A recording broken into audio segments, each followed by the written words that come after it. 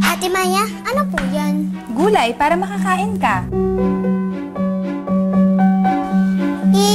Parang di na po aabot. Lunchtime na eh. Sandali lang to. Pagkatapos kong lagyan to ng magic, siguradong masasarapan ka sa gulay. Dahil lahat ng kailangan pampasarap, andito na. Sarap to, promise.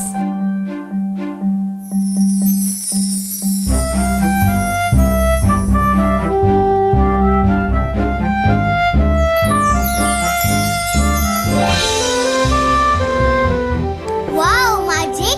Oo, baby. Try mo to. Magic ginisang papaya with pork.